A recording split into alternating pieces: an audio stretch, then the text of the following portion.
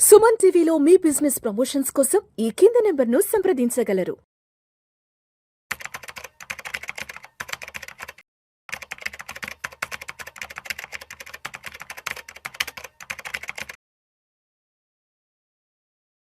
నమస్తే మాధవిరెడ్డి గారు. నమస్తే అండి.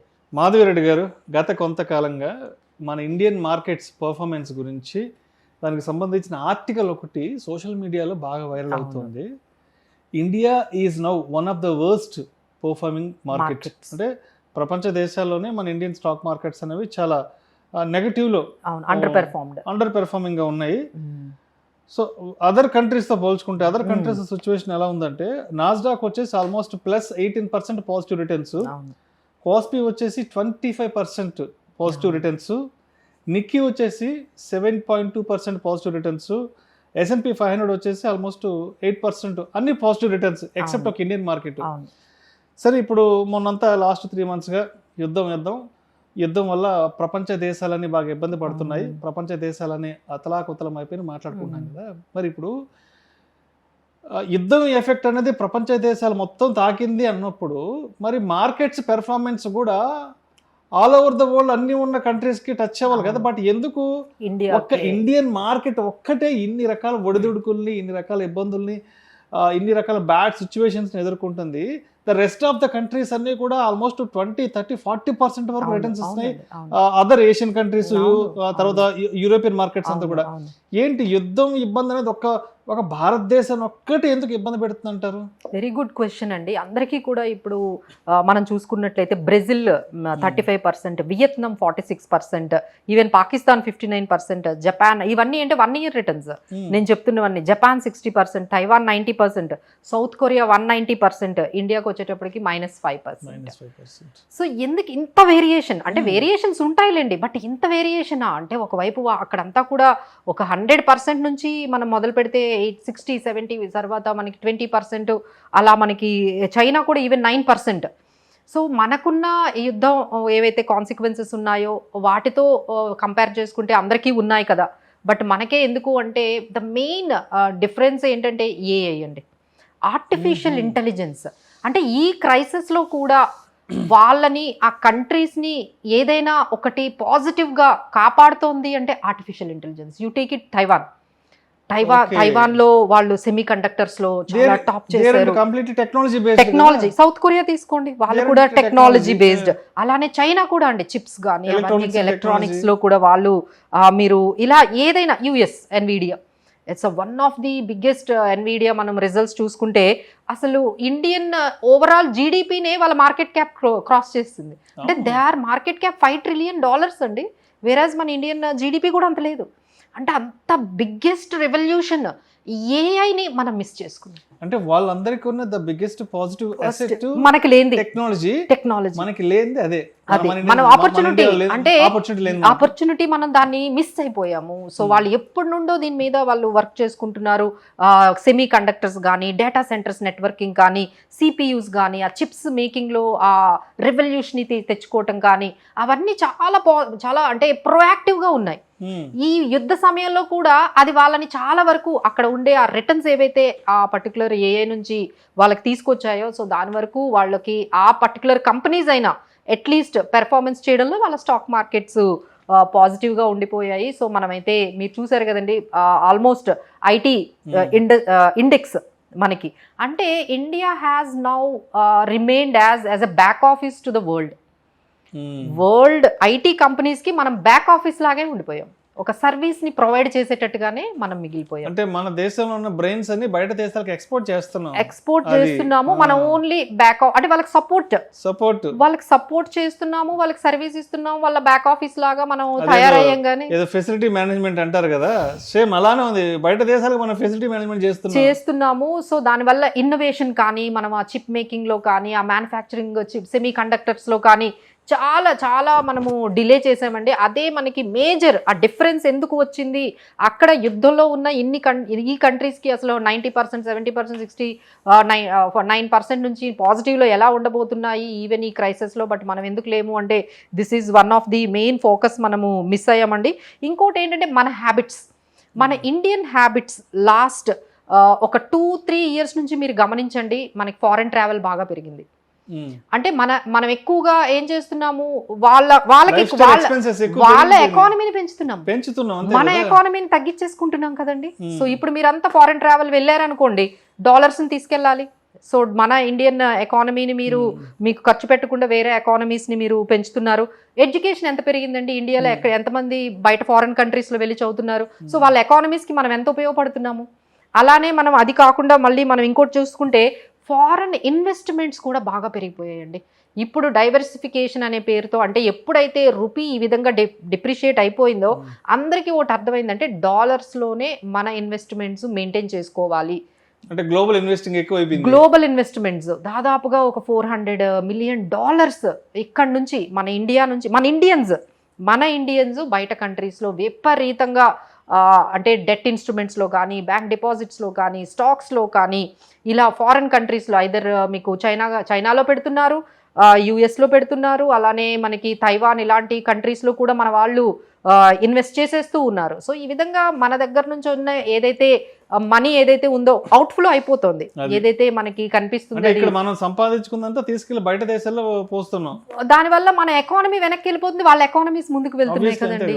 సో మనం ఇక్కడికి వెళ్ళి వాళ్ళ ఎకానమీని పెంచుతున్నాం. ఖచ్చితంగా అది మనం చెప్పొచ్చు. టూరిజం బాగా, ట్రావెల్ బాగా అబ్రాడ్కి పెరిగింది, బిజినెస్ ట్రావెల్ పెరిగింది, అలానే బిజినెస్, అలానే మనకి ఈ ఇన్వెస్ట్మెంట్స్ బయట కంట్రీస్ మీద బాగా పెరిగింది. సో దీనివల్ల ఓవరాల్గా మనకేమైందంటే ఫైనల్గా మనకు మిగిలింది ఏంటంటే ట్రేడ్ డెఫిసిట్. ట్రేడ్ డెఫిసిట్ అంటే ఏంటి, మనకి ఇంపోర్ట్స్ ఎక్కువైపోయాయి, ఎక్స్పోర్ట్స్ తగ్గిపోయాయి. అలానే మనకి మిగిలింది ఏంటంటే ఈ కరెంట్ అకౌంట్ డెఫిసిట్, అంటే రెమిటెన్సెస్. ఇప్పుడు మనం మాట్లాడుకున్నది ఏంటంటే రెమిటెన్సెస్, అంటే మన ఇండియా దగ్గర నుంచి మనీ అంతా తీసుకొని వెళ్ళి డాలర్లో కన్వర్ట్ చేసి అక్కడ ఇన్వెస్ట్ చేస్తూ ఉన్నాము. దానికి ఇంకొక మెయిన్ రీజన్ ఏంటంటే దాదాపుగా అంటే 2.6 lakh crore FIIs మనీ దాదాపుగా వెళ్ళిపోయిందండి. అంటే జస్ట్ ఇంకా మే వరకే, ఈ ఇయర్లో అయితే 2.6 lakh crore వెళ్ళిపోయింది. లాస్ట్ ఇయర్ 2025లో అయితే 1.5 lakh crore FIIs మన దగ్గర నుంచి వాళ్ళ డాలర్స్ని బయట కంట్రీస్కి తీసుకువెళ్ళిపోయారు. సో ఇలాంటి సిచ్యువేషన్ అంటే ఆల్రెడీ, అంటే ఇవన్నీ కూడా వార్కు ముందే జరిగాయి. ఇవన్నీ ఈరోజు ఈ లాస్ట్ 2 monthsలో జరిగినవి కాదు. ఈ ఇన్వెస్ట్మెంట్స్ బయట కంట్రీలో చేయడము, ట్రావెల్ బయట కంట్రీలో చేయడము, FIIs ఇవన్నీ, దాంతో ఎప్పుడైతే ఈ వార్ అనే క్రైసిస్ వచ్చిందో ఇంకా మనం మొత్తం బ్రేక్ ఎకానమీనే క్రైసిస్లోకి వెళ్ళిపోయిన పరిస్థితి వచ్చింది. ఎందుకంటే మనం ఒకప్పుడు అండి $160 కూడా ఉంది మీకు పర్ డాలర్. ఒక్కోసారి మీకు మనం బ్యాక్ చూసుకున్నట్లు వెళ్తే $140 కూడా మేము చూసాము. International crude oil prices barrel చూసాము. ఎందుకు ఎప్పుడు చూడలేదంటే చూసాం, $140 లో కూడా మనకి ఎప్పుడైనా పెంచినట్టు కనిపించలేదు. అప్పుడు కూడా మనకి $60, $70 మనకి పెట్రోల్ ప్రైస్ ఉండేది. ఇప్పుడు $100, $120 కూడా తట్టుకోలేని, అంటే మనం మేనేజ్ చేయలేని పరిస్థితుల్లోకి మన ఎకానమీ వెళ్ళిపోయిందంటే మన ట్రేడ్ డెఫిసిట్ని మనం బాగా మేనేజ్ చేసుకోలేదు. ఇక్కడ నుంచి రెమిటెన్సెస్ ఎక్కువ వెళ్ళిపోతున్నాయి బయట కంట్రీస్కి. అందుకని రీసెంట్గా అంటే మోడీ గారు చెప్పారు, దాన్ని మనం పొలిటిసైజ్ చేయకూడదు. ఆయన కానీ ఎలక్షన్స్ ముందే చెప్పినట్లయితే బంగారం కొనొద్దని, లేకపోతే పెట్రోల్ కన్సంప్షన్ కొంచెం తగ్గించండి, ఫారెన్ ట్రావెల్ తగ్గించండి, అవన్నీ ఎప్పుడు చెప్పారండి? ఎలక్షన్స్ అయిపోయి గెలిచిన తర్వాత. అప్పటికే వార్ 2 months 1.5 months 2 months అవుతోంది కదండి. వార్ స్టార్టింగ్ అప్పుడే కొంచెం మనకి పెట్రోల్ ప్రైజెస్ కూడా పెంచలేదు. అప్పుడు మార్చి 1st week అప్పుడు కానీ చెప్పుంటే కొంచెం అప్పటి నుంచే కొంచెం అలర్ట్ అయిపోయే వాళ్ళు. అప్పుడే పెట్రోల్ ప్రైజెస్ అప్పుడే పెంచినట్లయితే కొంచెం ఈ పర్టికులర్, ఇప్పుడు ఎలాగో పెంచుతారండి, ఇప్పుడు ఎలాగో పెంచుతూ ఉన్నారు. ఇప్పటికీ మనకి 3 times పెంచుతూ ఉన్నారు. సో అంటే $100-120 కూడా తట్టుకోలేని సిచ్యువేషన్లో మన వెళ్ళిపోయింది. అంటే ఇది ఒక్క రోజులో జరిగింది కాదు. దిస్ డిస్ట్రక్షన్ ఏఐ మనము ఎప్పుడైతే కంపెనీస్ బాగా గమనిస్తూ ఉన్నాయండి, అంటే ఫారెన్ ఇన్వెస్టర్స్ కూడా గమనిస్తారు కదా, what is so strength about India. Strengths ఏమున్నాయి? ఓకే, ఇక్కడ ఏఐ ఉందా? ఫ్యూచర్ స్ట్రెంగ్త్ లేదు. ఓకే, ఇక్కడ వాళ్ళు కరెంట్ అకౌంట్ బాగా మెయింటైన్ చేస్తున్నారా? ఎక్స్పోర్ట్స్ బాగా ఉన్నాయా? కరెన్సీ వీళ్ళది చాలా స్ట్రాంగ్గా ఉందా? ఏది చూసి పెడతారండి? సో ఎప్పుడైతే ఈ వార్ అనేది వచ్చేసిందో, ఎప్పుడైతే మనం ఇంకా మేనేజ్ చేసుకోలేకపోతున్నాము, కరెంట్ అకౌంట్ డెఫిసిట్ని మేనేజ్ చేసుకోలేకపోతున్నాం, రూపీ ఫాల్ అనేది వాళ్ళని బాగా హర్ట్ చేసింది. ఎందుకంటే వాళ్ళకి అది ఒక రకమైన నెగిటివ్, రూపీ ఫాల్ అవుతున్నప్పుడు వాళ్ళకి ఇంకా కొంచెం లాస్ అవుతుంది ఎఫ్ఐఐస్కి, వాళ్ళు మళ్ళీ దాన్ని కన్వర్ట్ చేసుకునేటప్పుడు. సో ఇవన్నీ చూసి ఇంకా ఎప్పుడైతే డాలర్ స్ట్రెంథనింగ్ అవుతుందో, రూపీ వీక్ అయిపోతుందో, so they are taking the money out. So ఇవన్నీ కూడా మనకి ఒక రోజులో జరిగింది కాదు. దిస్ డిస్ట్రక్షన్ హ్యాస్ హ్యాపెనింగ్ ఒక కోవిడ్ తర్వాత నుంచి ఒక 2-3 years నుంచి ఈ విధమైన చేంజెస్ అనేవి మన ఇండియన్ ఎకానమీలో మనకి బాగా కనిపించాయి. ఈ వార్త అదంతా కూడా ఎక్స్పోజ్ అయిపోయింది. అంటే మిగతా కంట్రీస్కి ఎందుకు, అంటే పెట్రోల్ పెరగడం వల్ల మిగతా కంట్రీస్కి ఎందుకు అంత ఇంపాక్ట్ అవ్వలేదు అంటే, వాళ్ళు ఇమ్మీడియట్గా వార్ స్టార్ట్ అవ్వగానే పెట్రోల్ ప్రైజెస్ పెంచుకున్నారు. తర్వాత డిపెండెన్సీ ఆన్ ఆయిల్ తగ్గిందండి వాళ్ళకి. మనం ఈ రోజు కూడా 80-85% మనము డిపెండెన్సీ బయట కంట్రీస్ నుంచే ఉంది. ఎందుకు మనం ఓన్గా సోర్సెస్ని మనం డెవలప్ చేసుకోలేదు? ఈవీ అనేది ముందు నుంచే ఎందుకు మనం తెచ్చుకోలేదు? ఈవీ ఎప్పటి నుంచో మీరు చైనా చూసారనుకోండి, ఇప్పుడు ఈవీ కంపెనీ కార్లే కదండి ఇప్పుడు మనం అందరం చూస్తూ ఉన్నాము. సో మనం ఈవీ అనేది ఎందుకు అంత ప్రమోట్ చేసుకోలేకపోయాం? సో ఈ ప్రైస్ ఏదైతే ఈ క్రూడ్ ఆయిల్ ఎప్పుడైతే ఇంత డిపెండెంట్ ఉన్నామో, మనం ఫస్ట్లో అండి ఇంత డిపెండెంట్ కాదు. మేబీ 70%, 80% క్రూడ్ ఆయిల్ డిపెండెన్సీ తగ్గాలా పెరగాలా అండి over the period of time?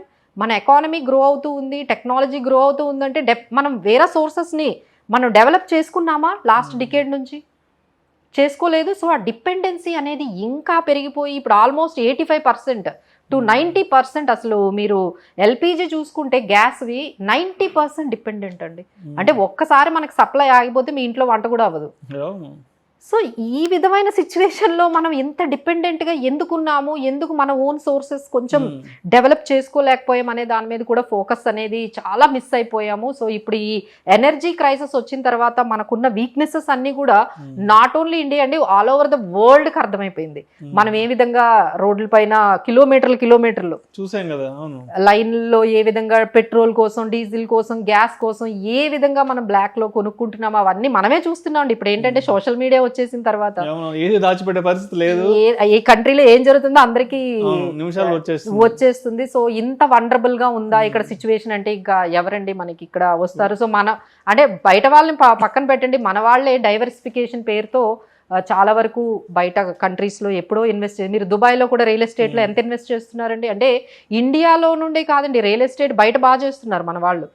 అంటే యూఎస్లో ఇల్లులు కొనడం కానీ, లేకపోతే మీరు ఆస్ట్రేలియాలో కానీ, లేకపోతే దుబాయ్లో కానీ, యూఏఈ కంట్రీస్లో, మిడిల్ ఈస్ట్లో కూడా చాలా వరకు రియల్ ఎస్టేట్ కూడా మన వాళ్ళు ఇక్కడే ఉంటారు. కానీ వాళ్ళ ఆస్తులన్నీ కూడా ఆల్ ఓవర్ ద వరల్డ్ మనకి ఇలా విధంగా స్ప్రెడ్ అయి ఉంటున్నాయి. సో ఈ రకమైన చేంజెస్ మన లైఫ్ స్టైల్లో రావడం వల్ల సో ఈ విధంగా మనం ఫైనాన్షియల్ క్రైసిస్లోకి వెళ్ళిపోయాం. ఇప్పటికైనా మనం కొంచెం చేంజెస్ గవర్నమెంట్ వైపు నుంచి కొంచెం రెగ్యులేషన్స్ కానీ చేంజెస్ కానీ తీసుకొస్తే దెన్ లెట్స్ హోప్ సో మనం సెల్ఫ్ డిపెండెంట్గా కాకుండా సెల్ఫ్ సస్టైనబుల్గా మనమే అన్నీ కొంచెం మనమే ఓన్లీ వేరే వాళ్ళ మీద డిపెండ్ అవ్వకుండా మన దగ్గరే అన్నీ కూడా ప్రొడక్షన్స్ అనేవి పెంచుకోవాలనేది ఇప్పుడు స్టార్ట్ చేస్తే ఎప్పుడవుతుందండి? ఇంకో 10 years పడుతుంది.